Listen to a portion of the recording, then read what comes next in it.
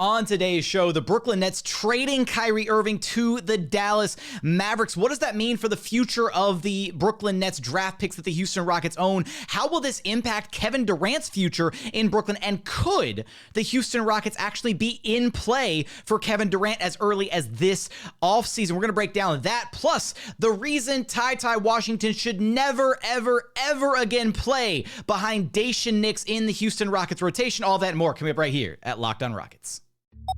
This is Mission Control, Houston. Ignition sequence start. The Houston Rockets select Jalen Green, Alperen Sengun, and Jabari Smith Jr. T-minus 15 seconds. Guidance is internal. Every time I step on that floor, I'm coming. Hey, Houston fans, I am so happy. You're getting somebody who's going to come in with a chip on their shoulder, somebody who's going to come in and compete from day one.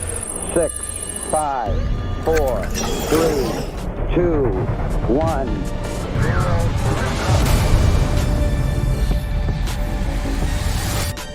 What's up, and welcome to another edition of Locked On Rockets, your daily podcast home for everything Houston Rockets basketball. As always, I'm your host, Jackson Gatlin, native Houstonian and credentialed media member. I'm also the host of Locked On NBA Mondays. Be sure to follow along on Twitter at JT Gatlin, and the show, of course, at Locked On Rockets. Free and available wherever you get your podcasts, including YouTube, where we sincerely thank you for making Locked On Rockets your first listen each and every day, making it a part of your day every single day. Thank you, whether it's on the way to work, on your lunch break, in the gym. Thanks for making LOR part of your day every single day. Today's episode is brought to you by Prize Picks. First-time users can receive a 100% instant deposit match up to $100 with promo code Locked On. That's prizepicks.com, promo code Locked On. It has been a busy weekend in the NBA. Rockets played 2 games against the Toronto Raptors and then on the road against the OKC Thunder. We will unpack those games a little bit later on, some of the takeaways from both of those games. But where we must start is the tumultuous 72 hours across the NBA landscape that started with Kyrie Irving's trade demand to get away from the Brooklyn Nets and ended subsequently in Kyrie Irving being dealt to the Dallas Mavericks. I didn't even have time over the weekend to sit down and pontificate and speculate on what this trade would look like and who he might go to. And it's done. The trade happened. It happened, and then 2 days later, he's a Dallas Maverick. It's kind of crazy how quickly the NBA landscape can shift. So if you missed it, if you didn't see the specifics of the trade, the Brooklyn Nets are trading Kyrie Irving to the Dallas Mavericks for Spencer Dinwiddie, Dorian Finney-Smith, a first-round pick, and multiple second-round picks.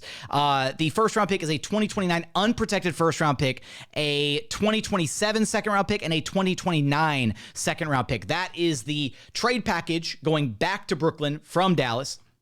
Now, there were 3 rumored teams, right? It was the Lakers, it was the Suns, and it was the Dallas Mavericks as the 3 most likely destinations for Kyrie Irving. And now, Kyrie Irving, Luka Doncic. We'll see how that pairing pans out. But what does this mean for the Houston Rockets, who own the Brooklyn Nets draft capital moving forward, right? We're back to the Nets pick watch, the Brooklyn pick watch, if you will. We've done this a few times already, back during the KD trade demand, all of that. So let's unpack this a little bit. First, I think with the Kyrie Irving situation, this is just like before with the KD trade demand, only the Nets, right? With KD, they waited it out. They were like, you know what? We're going to stall things out. We're going to see. We're going to try and get him to buy back in. And they did, right? They got KD to buy back in, at least for this season. With Kyrie, it very much felt like he was done, right? He didn't report to practice. Jacques Vaughn was like, I don't know where he is. That situation looked like it was pretty much untenable. And you package that with all the other off-court antics and baggage and stuff that Kyrie has, and it made a lot of sense for the Nets to move on from him. So how does that impact these picks and the situation for the Houston Rockets moving forward? Well, first off, now the Nets are a team that is just Kevin Durant and role players, right? This team, the Nets are no longer contending title favorites, even with this swap, right? They get Spencer Dinwiddie back, solid player. They get Dorian Finney-Smith back, solid player, right? 2 guys that you can plug in next to Kevin Durant, of course. Nick Claxton still having a solid year. They've got Seth Curry. The Nets are still a good team as presently constructed. But does Kevin Durant really look around and say, yeah, this is the team that I think I can compete for a title with? Yeah, I can win with these cats, right? That is probably not how Kevin Durant is viewing the situation. So right now, the expected value of these Brooklyn Nets picks are as it's as good as they've ever been right now, right? They were at their peak during the Kevin Durant trade demand. And then as Kevin Durant bought back in and as the Nets started to look really, really good earlier this season, the value of those picks started to plummet again, right? I've described these picks before as Bitcoin, right? The rising and the falling, the ebb and the flow, the peaks and the valleys of these Nets picks. And to me, the best case scenario for the Houston Rockets with these picks is not to sit here and ride it out and wait to see how these picks convey and hoping that, oh man, next season that could be a top 5 pick. That could be another young guy. No. The best way to utilize picks in the NBA is as currency, right? They are the best. They are the liquid asset of the NBA, the liquid currency of the NBA. Trading these picks when they are at peak value is the right move, in my opinion, for this Houston Rockets franchise. So what does that mean? What would dealing them right now at the trade deadline be the right move? Probably not. The Rockets are not at a place right at this very moment where dealing them here at the deadline makes a ton of sense. There's not necessarily a player that is available right now that you would want to cash in those picks for. However, there is a possibility. We've discussed here on this podcast the rumors, the speculation, the possibility where there is some very legitimate smoke about James Harden's return to Houston. What if you couple James Harden's return to Houston and you make a move this offseason for none other than Kevin Durant himself? We're going to unpack what that scenario would look like coming up. Could Kevin Durant possibly become a Houston Rocket? Are the Rockets in a position of leverage to trade for Kevin Durant this offseason? We're going to unpack that. But first, a quick message from our friends over at Prize Picks. Next game, how about Luka Doncic to score more than 26.5 points? What about LeBron James to have more than 7.5 rebounds? How about Jaren Jackson Jr. to have less than 5.5 blocks? Or what about Ja Morant to have more than 2.5 dunks? So what is Prize Picks? It's daily fantasy sports, but how does it work? Basically, you pick 2 to 6 players and they score more or less than their Prize Picks projection. You can win up to 25 times back on your money on any entry that you submit. That's no competing against other people. It's just you versus the projections available. Prize Picks offers projections on any sport that you watch. That's NBA, NFL, MLB, NHL, PGA, you name it, they've got you covered over at Prize Picks. Entries can be made in 60 seconds or less. It's that simple. They're safe. They offer fast withdrawals, currently operational in over 30 states and Canada. Download the Prize Picks app or go to prizepicks.com to sign up and play daily fantasy sports. First-time users receive a 100% instant deposit match up to $100 with promo code LOCKEDON. If you deposit $100, Prize Picks will give you $100. If you deposit $50, Prize Picks will give you $50. Don't forget to enter promo code LOCKEDON at sign up for an instant deposit match up to $100. And continuing on here at Locked On Rockets, your daily podcast home for everything Houston Rockets basketball. Look, the NBA trade deadline is approaching and Locked On has you covered. Thursday, February 9th, tune into the Locked On NBA YouTube at 2 p.m. Eastern time to hear reaction from the trades that will change the rest of the NBA season. Who becomes contenders? Who is tanking for a better future? Subscribe to Locked On NBA on YouTube and don't miss any deal that takes place at this NBA trade deadline. Now, we have speculated on the James Harden return to Houston for a while now, and it's because there's some very legitimate smoke around the possibility of a James Harden return. Now, James Harden by himself doesn't quite, it moves the needle in a certain direction, but James Harden by himself is not an instantaneous contender. He'll probably good enough to get you to the playoffs by himself, but if James were to come back to Houston, he'd probably want to bring somebody with him, right? He wouldn't just want to come back to Houston by himself. Now, with the Nets looking like they're falling apart here a bit, there's a very real possibility that they hold on to Kevin Durant. There's also a possibility they deal Kevin Durant before this deadline, right? The Nets could just say, you know what, we're just going to reset everything, right? And if there are talks for Kevin Durant ahead of this deadline, the Rockets should absolutely get involved. And it's because they can get involved in a couple different ways. At this deadline, or even potentially maybe they want to swing the move for him, and entertain the idea of adding Kevin Durant to this roster. And hear me out here before you start immediately reacting. You're like, no, KD, why? First off, he's still a top 5 player in the NBA. And the Rockets have this really unique leverage in any potential deals that the Brooklyn Nets may or may not be constructing around KD, either as a 1-for-1 where it's just the Rockets and Nets talking, or maybe Houston gets involved as a third team. And the reason for that is the Brooklyn Nets picks that the Rockets own have are the most valuable picks in the entire NBA landscape to the Brooklyn Nets.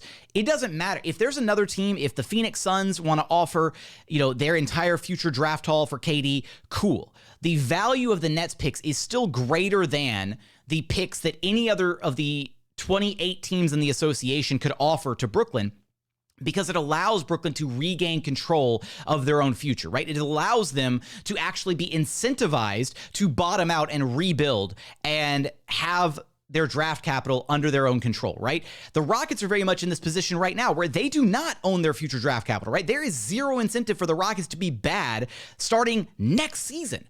And right now, with the state of affairs in Brooklyn, things are looking like they could be falling by the wayside. And if KD says he's done, he wants out, then what's going to happen? You put out a middling 500 team, you try and get some type of a return for Kevin Durant. Cool. You could get the next 7 years worth of picks from the Phoenix Suns if you wanted to. But guess what?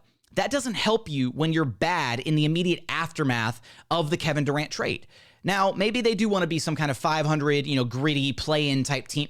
Sure. But it would be a much better outcome for them to be able to bottom out and have control of their own picks and do so properly, right? The same way that the Rockets were able to do these past couple seasons after sweating bullets on that first year with the top 4 protections owed to OKC on what became the Jalen Green pick. So from a negotiating perspective, it feels like the Rockets are negotiating with a lot of leverage. Again, either as a third-team facilitator for Kevin Durant or potentially just trying to pick up KD themselves further down the line to have somebody to pair James Harden with this offseason if he wants to make his return to Houston.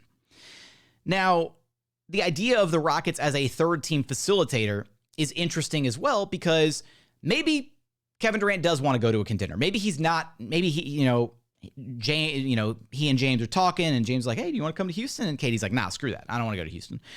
Maybe KD wants to go to a contender. Maybe he wants to go to a team like the Phoenix Suns. Maybe the New Orleans Pelicans want to make a play for him. Maybe the Grizzlies, right? There are a ton of teams out there that could make a play for KD right now.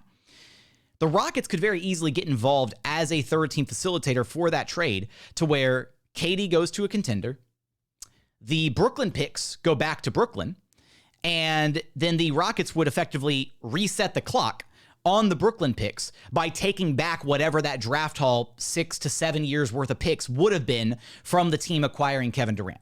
Now, I suggested this idea on social media, which is never a good idea, and I saw a lot of pushback to this idea. Here's the logic behind it, right? To me, yeah, you can have these draft assets and you can hope and you can pray that they convey as top 5 picks and that you're picking up all this top end talent and that you're going to draft, some Jason Tatums or some Lukas or, whoever else, some Ja Morants, some Zion Williamsons at the top of the draft, right? You could go that route and you could just bide your time and you could wait and see and hope that these picks pan out at the top end. However, I think there's a very real possibility that in whatever deal the Nets may or may not make for Kevin Durant, if he decides he wants out in the aftermath of the Kyrie Irving trade, that the return that they get probably has them be good enough to be at least a 500 team. Because again, if they don't get their own picks back, there is zero incentive for the Nets to be a bad team. They're not just going to be a bad team and be a bottom 5 team in the NBA just to convey better picks to the Rockets. They have zero incentive to put a bad product on the floor. So chances are, in the aftermath of a KD trade, if they don't get back their own picks, then their incentive is to be at least a 500 capable team, right? To, be gritty and win some games and put at least a semi-marketable product on the floor while they're navigating the rebuild, sort of like the Utah Jazz this season, where maybe they get back a piece like a Lauri Markkanen in a KD trade, right? So a player of that caliber. Maybe it's a Brandon Ingram from the Pelicans, right? And then they're able to play some like 500 ball, put some butts in seats, that kind of thing. That would mean that those picks for the Rockets would probably convey somewhere in the 12 to 20 range, right? That's not the insane top end value that you're hoping to get out of what was the original James Harden trade framework. So to me, it makes so much more sense to try and deal these picks when the potential value of them is through the roof. And right now, it feels like the potential value is now back through the roof for these picks. So you can deal them, and then you have the chance to reset the clock on those picks moving forward to where now maybe you own all the Pelicans picks moving forward. Maybe you own the Phoenix Suns picks moving forward. Maybe you own the Grizzlies picks moving forward. And yes, those teams are good and they're contenders right now. Sure. It's kind of the same boat that you were in when you dealt James Harden to Brooklyn in the first place. But then you extend the shelf life, you extend the opportunity to deal those picks, you push them further out. And you have that kind of reloaded cupboard of assets yet again to where you can be in position to go all in if you want to at some point. You can be in position to go all in when those picks feel that they're at peak value yet again. Because maybe the Rockets aren't ready to go all in. Maybe they're not ready to say, you know what? We want to go after KD. And we want to go after KD and we want to pair him with James Harden. And we want to bring those two guys to Houston. And we want to add a couple veterans around them. And that's still a very distinct possibility. Like, I very much think that this organization would be interested in that as a possibility. The James Harden smoke is very, very real. And if you were to bring those two guys back to Houston, what would it even look like? Well, you've still got the domino to fall for the NBA draft, right? Maybe you pick up Victor Wembanyama. Maybe you picked up Scoot Henderson, right? And in any of those scenarios, you could pick up one of those two guys. And to make the deal work for KD, you could package all the Brooklyn picks together. Maybe you throw in the Milwaukee first rounder from this season, add in the salary filler, whether it's Eric Gordon or Kevin Porter Jr., whatever. And then maybe even, if it needs to be, the deal breaker is if you have to include one of Jalen or Jabari, then, if you draft Wemby, maybe it's Jabari you include. If you draft Scoot Henderson, maybe it's Jalen that you include in the trade. And you package all that together, fire it away at the Brooklyn Nets for KD. And then suddenly you're looking at a lineup that features James Harden, Jalen Green, Kevin Durant, Victor Wembanyama, Alperen Sengun, plus more guys off the bench, still some cap room to sign some veterans. Or the second option, Scoot Henderson, James Harden, KD, Jabari Smith Jr., and Al P. Either of those five-man lineups sound really, really enticing. Not to mention, again, being able to still round out the bench. You'd have enough money to sign one or two more veterans. Ideally, you would keep some of the other young guys around. I would do everything to not include Tari Eason in that potential deal because he looks like he's going to have some serious impact down the line as a player. Maybe you could hold on to KJ Martin. I don't know. Maybe you'd include Josh Christopher or Usman Garuba or whoever else in the potential deal. TyTy Washington, maybe. Although I'd hate to see TyTy go, especially because I'm gonna rave about TyTy here in just a moment because he was fantastic in the game against the OKC Thunder. But I think there's a very real possibility, and I think there's enough smoke, and the Rockets are in a very unique position as a negotiating partner for the Brooklyn Nets, either, again, as a third team or as a direct one-for-one, where the Rockets could absolutely cash in on the value of these picks right now. So be on the lookout for it. Maybe something happens ahead of the trade deadline. Maybe this is just a complete pipe dream. But I think that right now, with the state of the NBA landscape and in the immediate aftermath of the Kyrie Irving trade, I am putting more stock in a James Harden, Kevin Durant, Houston reunion than I ever have before. It felt like it was a tinfoil hat fan, conspiracy theory, whatever before. I think it's a real, very, very real possibility. Let me know your thoughts. Let me know how you would feel about KD and Harden teaming up in Houston with whatever is left over of the young core after that. Maybe it's one of the top prospects. Maybe they don't have to deal Jalen or Jabari. Maybe they landed the number 3 overall pick or lower and they deal that prospect instead of a Jalen or Jabari as part of a KD trade. It doesn't have to be one of those guys, but that's just the possibility that I threw out there. With that, let me know your thoughts on all of that. Let me know your thoughts on the whole KD situation, the Brooklyn Nets picks moving forward. How should the Rockets use those picks? Should they just hold on to them and wait and see what happens? Let me know. But coming up, I do want to talk about some of the takeaways that I have from the Raptors-Rockets game as well as the Thunder-Rockets game. Couple back-to-back losses. Jalen Green made his return to the lineup. Did not look great in his return. TyTy Washington looked fantastic, though, and Josh Christopher continues to produce when given the opportunity. We're going to talk about those two guys and more coming up in just one moment. But first, today's episode is brought to you by Built Bar. Are you looking for a delicious treat but don't want all the fat and calories that usually comes along with it? Then you've got to check out Built Bar, because with Built, healthy is actually tasty. Seriously, they're so delicious. You won't even think that they're good for you. Perfect for your New Year's resolutions if you're still going strong with those. What makes Built Bar so good? Well, for starters, they're all covered in 100% real chocolate. That's right, real chocolate. And they come in unbelievable flavors like churro, peanut butter brownie, coconut almond, my personal favorite, coconut brownie chunk. You've got strawberry, raspberry, salted caramel, cookies and cream. The list really goes on and on and on. Not sure how Built does it, but these bars taste like a candy bar while maintaining incredible macros. Only 130 calories and 4 grams of sugar with a whopping 17 grams of protein. Best of all, we've been talking about how you can order Built bars online for a while now, but you can go in person now to Sam's Club or Walmart and pick up a box yourself. That, or again, if online's easier for you, visit built.com. Use promo code LOCKEDON15 to get 15% off your very next order of the best tasting protein bars on the market. Again, that's LOCKEDON15 for 15% off at built.com. And final segment here at Locked On Rockets, your daily podcast home for everything Houston Rockets basketball. Now, let's revisit very quickly here without full-blown recaps and walkthroughs of the Rockets games from over the weekend. Lost to the Raptors 117-111 on Friday night, and they went second night of a back-to-back into OKC and lost 153-121. We'll start really quick with the Raptors game and then kind of segue into the OKC game, because the Raptors game was actually highly competitive. Still no Jalen Green in this game. The Rockets rolled out a starting lineup of Daishen Nix, Eric Gordon, KJ Martin, Jabari Smith Jr., and Al P. And the starters, by and large, all played really, really solid games. I mean, Eric Gordon had his season high in points, 28 on 10 of 15 shooting. Al P looked solid with 21, 4 and 4, couple steals, did have a couple turnovers really, really early in the game as he was kind of adjusting to how the Toronto Raptors were defending him, and then had the 2 early turnovers and then didn't turn the ball over the rest of the way, which was really impressive from him. KJ Martin continues to be astounding in the starting lineup, 20 points on 8 of 9 shooting, including he caught a couple lob passes from Alperen Sengun because they were running like a 3-5 pick and roll where Alp was the ball handler and KJ Martin was the screener.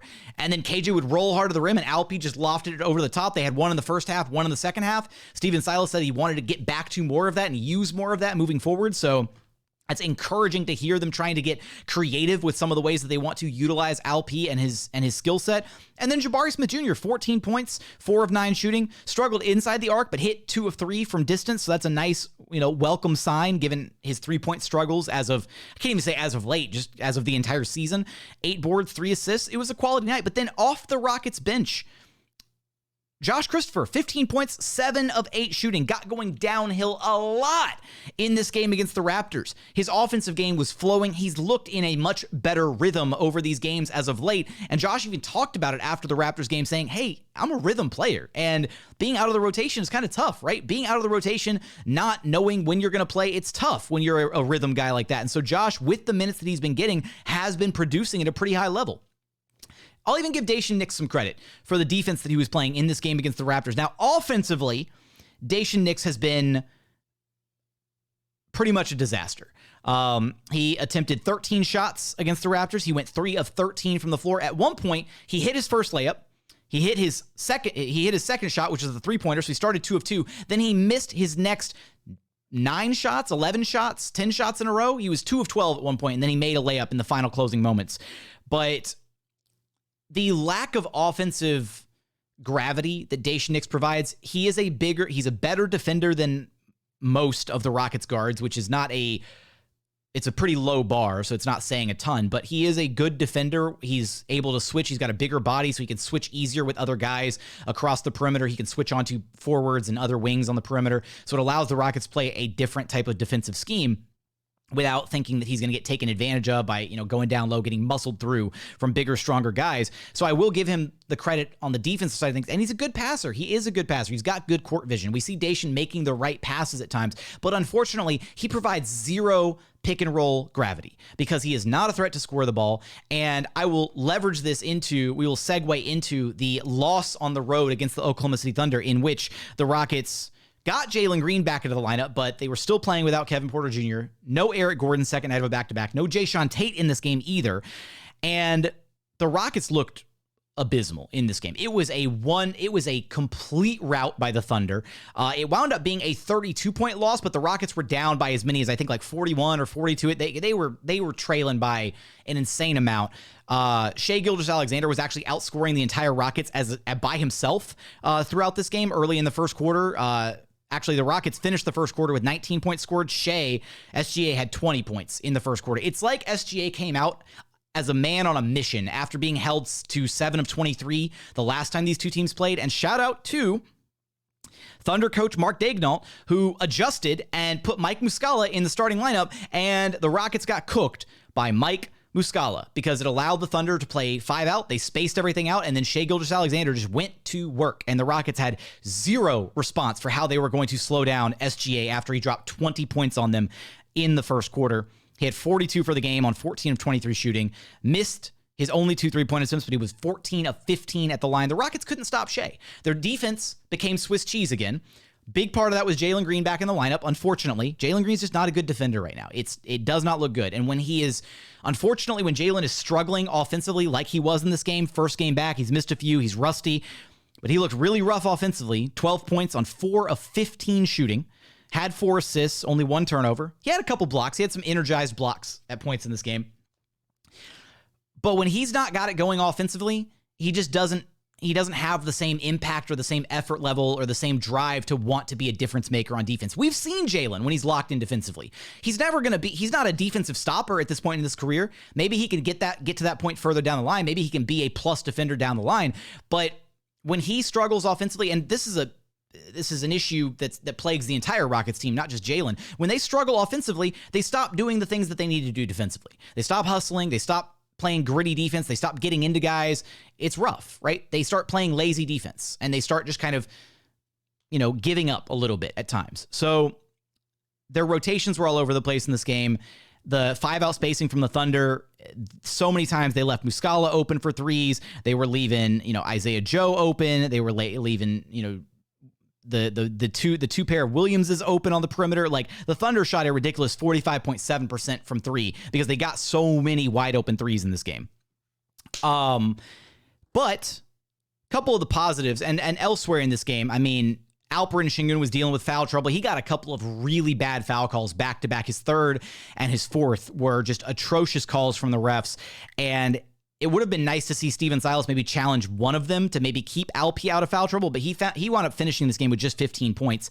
And again, the Thunder, the way that they were defending Alp in this game, they're just completely loading up on him. He is now leapfrogged on the scouting report to where teams are now putting him at the top of the scouting order, like the pecking order, as far as how they're going to defend him and slowing him down, because the Rockets offense just hums when he gets going. And when the paint is crowded, when they're fronting him, when they're sending double teams at him, he's learning how to deal with it, but it's also very new. It's a new adjustment for Alp, and unfortunately, there's times when the double happens or the defense is collapsing, and he either tunnel visions a little bit too much and trying to get his shot off, or teammates aren't cutting or moving and floating to the open passing lanes to where Alp can kick the ball out to shooters. So it's kind of a multifaceted issue as teams are now defending Alp differently. But 2 silver linings from this Thunder game, despite the ugly loss.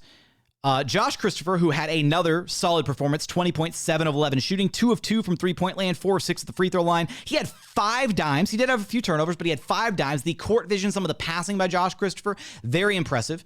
You don't expect Josh Christopher to be a playmaker per se, but when he shows that he can make the open read and dish it to his teammates right and have those opportunities, and isn't just going to be a black hole on offense where all he can do is get his own buckets and that's it, that's a really encouraging sign. And some of the defense that he was playing some hard-nosed, gritty defense in this game against the Thunder. But the man that I want to talk about, and I had to tuck it all the way here at the end of the episode, TyTy Washington, who, look, the Rockets ran their experiment with Daishen Nix for the first quarter mark of the season, and then it looked like Daishen Nix had fallen out of favor, and they elected to run TyTy Washington as the new backup point. And then the Rockets lost Kevin Porter Jr., and then Daishen Nix kind of found himself back in the rotation a little bit, kind of by necessity in the games where they didn't have Jae'Sean Tate as the backup point guard, and it's just a weird, I don't know how Daishen Nix kind of fell out of favor and then found himself back in the Rockets rotation. It's a very weird juggling of lineups, but TyTy Washington was outplaying Daishen Nix when he got the backup role. He looked better than Daishen Nix. He looked more competent. He looked more aggressive on the floor. And here's the thing, and this is why I do not ever, there is zero reason in this world that TyTy Washington should be behind Daishen Nix in the Rockets rotation. It shouldn't happen. You could play Daishen Nix as your security blanket, whatever. Okay, he's going to get 10, 15 minutes a night because KPJ's still hurt and maybe Jae'Sean Tate's resting or Eric Gordon's resting, whatever. You could do that, sure. But TyTy Washington is the more effective player right now. Daishen Nix has the edge defensively, and that's it. TyTy has a better feel for the game, and here's where TyTy actually benefits the Rockets. He is a threat to do something, anything with the ball offensively. TyTy was 4 of 4 on his patented floater in this game before he finally missed the first one. TyTy can run a pick and roll with Garuba or with Bruno or with Alp. And not only can he make the pass to the roll man, he can also be a threat to do something with the ball to where defenses have to honor him. The Thunder were guarding Daishen Nix like Ben Simmons in this game. Because at one point early in the game, Daishen Nix caught the ball in the right side corner, drove the ball in. The Thunder defense was not set whatsoever. It was a transition play. Daishen Nix drove the ball in. He had a wide open layup. He was right there at the rim, and the Thunder were asleep. And one of them had rotated over and was like maybe in position to contest the shot. Daishen should have absolutely either gone up and just taken the contact or gone through and reversed it on the other side of the hoop. Instead, he whips it out for a wide open 3-pointer in the opposite corner, and I hated that play. It was so Ben Simmons-esque, the Ben Simmons moment from the playoffs years ago with the Sixers. And then for the rest of the game, the Thunder saw that and they were like, you know what? Okay, we don't have to guard him. And then they didn't. They were playing, whoever was guarding Daishen Nix was playing free safety the rest of the game. They were sagging off of him, and it was bad. And so Daishen Nix only attempted 3 shots in this game because of it, right? Because defense is just, he's not going to shoot the ball. He had 5 assists. He had a couple turnovers. He can pass the ball. I give credit to Daishen. He can pass the ball. But when you have zero threat to actually do anything other than pass the ball, you become one-dimensional. And defenses will key in on that. And he's not a good enough player to manipulate the defense in a way to generate wide open looks for his teammates to where you can afford for him to not shoot the ball, right? He's not Ben Simmons. He can't be used like Ben Simmons.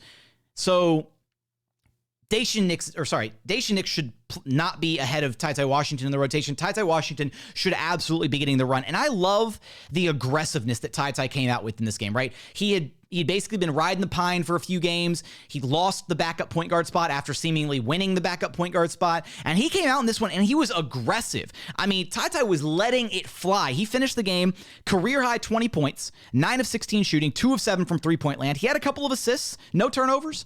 It was a really solid game from TyTy. And that's the performance that I want to continue to see out of him. And I think that's what we can see more of. But the Rockets coaching staff just has to trust. Like, there's no reason for the continued experimentation with Daishen Nix. He's not going to be, he's just not that guy. I'm over the experiment with him. You gave him a quarter of the season. He didn't do much of anything, if at all, with that quarter of the season that he got. There's no reason to go back to him just because, oh, well, he's a slightly better defender. He's a little bit bigger than TyTy, whatever. No, let TyTy have the chance. And hell, I'd like to see the Rockets even start TyTy in some of these games, right? I wouldn't be opposed to that because TyTy, I think, has shown a lot of potential, and he's made the most of his minutes when actually given those minutes as opposed to Daishen Nix. So that's going to be where we wrap things up for on today's episode. As always, I appreciate you so much for I appreciate you so much for checking out the show. If you haven't done so yet, please consider subscribing wherever you listen to your podcast. That's Apple, Spotify, Google, Odyssey app, free and available on all podcast platforms. We're also available on YouTube. Go to YouTube, search Locked on Rockets. Be sure to like, comment, and subscribe. Let me know your thoughts on the Brooklyn Nets pick situation. Do you want to see the Rockets maybe cash in those picks? Do you want to see them hold on to those picks? How do you think the Kyrie Irving situation impacts the Nets moving forward? Do you think KD is going to want out as well? Let me know in the YouTube comments. Let me know your thoughts on the TyTy Washington, Daishen Nix debate, all that good stuff. But as always, thank you so much for watching. Thank you so much for listening. We look forward to having you back right here at Locked on Rockets, your daily podcast home for everything Houston Rockets basketball.